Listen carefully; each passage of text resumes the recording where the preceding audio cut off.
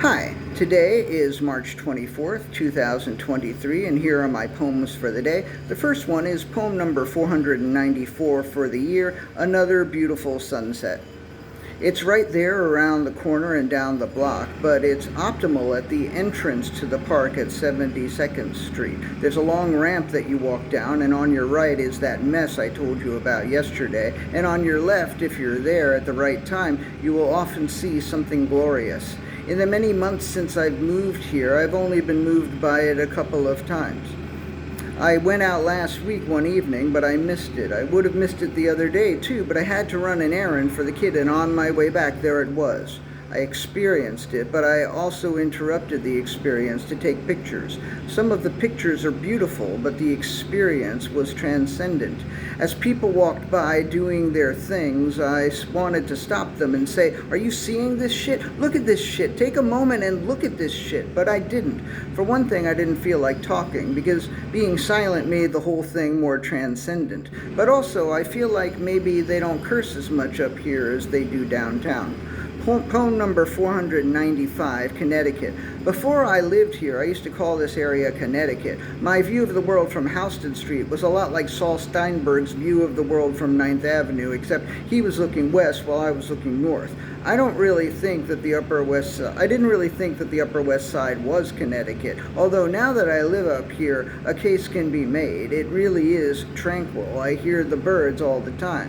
And I have access to such beautiful sunsets if I would just walk out of the fucking door and go down there and look. Now I'm wondering what the sunsets are like in actual Connecticut, but if I'm not leaving the apartment most days to look at the sunset that's right there, then I'm probably not going to get on a train to go to actual Connecticut and check out their sunsets, and I probably won't ever move to actual Connecticut ever. This Connecticut is more than good enough for me. Poem number 496, God's Cock. Back when I was a teenager, and when I was in my 20s, it was hard, to think of God as anything other than an old white man with a long white beard, which means he had a cock. But that rarely occurred to me, as I've never been interested in cocks except for fake ones and sometimes mine. I can only think of a handful, of instances when I have thought of God's cock. And in those instances, it was basically thrust in my face. I'm so funny today. There was that Adam and the Ants song, The Day I Met God, where Adam was coming back in the van from Milan and he saw God right there and got so carried away, not with religion, but the size of his knob. And when I heard that for the first time when I was 19 or 20, I couldn't help but wonder how well hung God might be. It was as though suddenly there I was, face to face with the cock of God. And then earlier this week, I was reading the latest issue of the New York Review of Books, and Anna Della Subin has a review of God and Anatomy by Francesca Stravocapoulou. And in that book, there's some discussion of God's cock. The biblical Hebrew word montneim, is typically translated as loins or waist, but Stravocapoulou says it means cock. In her translation of Ezekiel 8:2, she quotes Ezekiel as saying, "I saw it sparkling like amber, and it seemed to be enveloped all around by fire." God doesn't just have a cock, he has a hot cock.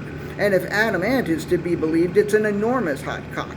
Then again, Adam Ant doesn't mention the amber or the fire, so maybe he was just tripping or something. Then again, I don't know whether Ezekiel was completely sober either. The only time I ever thought I heard the voice of God, I was in my early 20s, and I was tripping. See last October's poem number 1732, Hearing God. God said, pay more attention, but he didn't reveal himself to me in any other way. So unlike Adam Ant and Ezekiel, I have never seen God's cock, and I will always be grateful to God for that. Poem number 497, Dirk versus Kings. Speaking of Adam and the Ants, I want to mention that for many years I thought that the second Adam and the Ants album, Kings of the Wild Frontier, was a much better album than the first Adam and the Ants album, Dirk Wears White Socks. The incredible polyrhythmic Burundi beats that dominates Kings of the Wild Frontier really knocked me out. as that same beat did several months later when I first heard Bow Wow Wow. But the songs on Dirk Wears White Socks hold up better. Kings of the Wild Frontier is a crash course in cultural appropriation. That didn't really bother me at the time. Dirk Wears White Socks is offensive in ways that I find preferable, with its reference to God's cock and the Kennedy assassination and its celebration of Cleopatra's supposed oral skills. It's fucked up in most of the right ways and only a few of the wrong ones. I just did some poking around, and the general critical consensus is that Kings is a better album than Dirk, which would mean that I was right then and wrong now. I guess I will have to live with that, unless I change my mind again. And the last poem of the day, poem number 498, Blue Lips. I had heard Roger Manning's number 14 Blues at least 100 times, and I memorized the words, and I have covered it with the Hat Cousins, formerly the Hat Brothers, many, many times. The first line of the song is, "I wanted blue lips like the guy in the video screen," and like I say, I've sung that line many, many times, but it was only fairly recently that I learned that the guy in the video screen was Adam Ant. So Roger wanted blue lips like Adam Ant had in some video that Roger saw playing in a bar one night. I've spent way too much time today looking for a video where Adam Ant has blue lips. I looked at the videos for the title tracks of Kings of the Wild Frontier and Prince Charming. I looked at Ant Music and Stand and Deliver and Dog Eat Dog. I looked at the videos for the Friend or Foe and Strip albums. I looked at more than 10 videos, although I didn't watch them all the way through, but I didn't see any blue lips, which is weird because I was pretty sure that Adam Ant had blue lips in at least one of those videos back in the day when I used to watch videos. I am not ready to conclude that Adam Ant has never had blue lips in any of his videos, but I am ready to conclude that Adam Ant looks pretty silly when you watch the videos with the sound off.